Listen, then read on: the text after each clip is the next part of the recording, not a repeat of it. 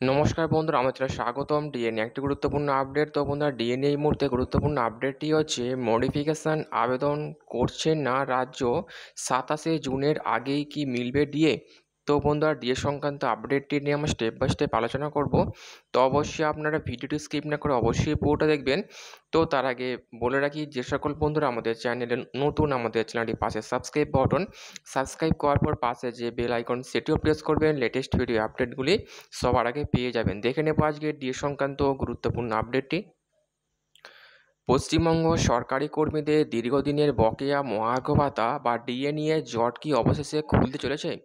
Supreme কোর্টের নির্দেশের পর রাজ্য সরকারের সাম্প্রতিক পদক্ষেপে এমনই ইঙ্গিত মিলেছে।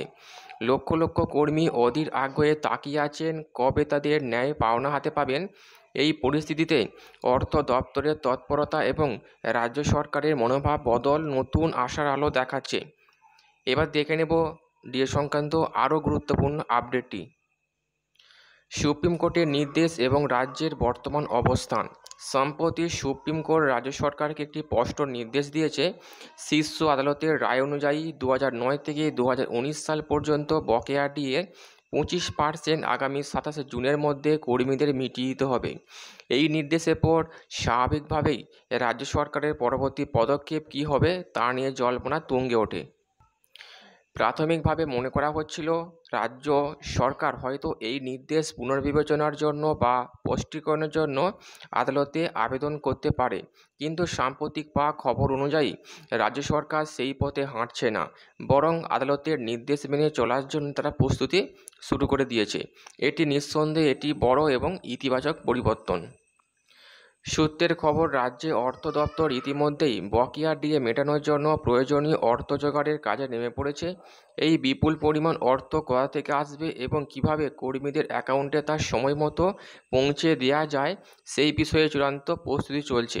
সরকারের এই সক্রিয়তা প্রমাণ করে যে তারা বিষয়টি নিয়ে যথেষ্ট আন্তরিক। যতক্ষণ না পর্যন্ত অর্থের সংস্থান চূড়ান্ত হচ্ছে, ততক্ষণ সরকার আনুষ্ঠানিকভাবে কিছু ঘোষণা করবে না। তবে প্রস্তুতি সম্পন্ন হলেই বিজ্ঞপ্তি জারি করে কর্মীদের প্রাপ্য মিটিয়ে দেওয়ার প্রক্রিয়া শুরু হবে বলে মনে করা হচ্ছে। চলতি বিধানসভা অধিবেশনে মুখ্যমন্ত্রী মমতা বন্দ্যোপাধ্যায় বক্তব্য রাখতে পারেন। রাজনৈতিক মহলের একাংশের ধারণা, তিনি তার বক্তৃতার সময় বকেয়া ডিএ নিয়ে কোনো ইতিবাচক ইঙ্গিত দিতে পারেন। যদিও সব কিছুই নির্ভর করছে অর্থ দপ্তরের প্রস্তুতির ওপর, তবে মুখ্যমন্ত্রীর একটি আশ্বাসবাণী কর্মীদের মনোবল অনেকটাই বাড়িয়ে দেবে। অন্যদিকে সরকারি কর্মী সংগঠনগুলির পরিস্থিতির উপর কড়া নজর রাখছে।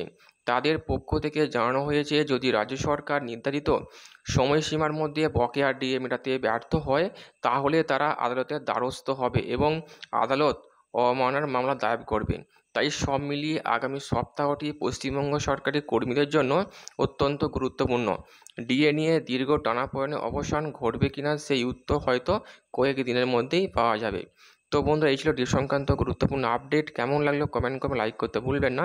পরবর্তী আপডেট পাওয়ার জন্য আমাদের চ্যানেলটিকে সাবস্ক্রাইব করে রাখবেন। থ্যাংক ইউ বন্ধুরা ভিডিওটি দেখার জন্য।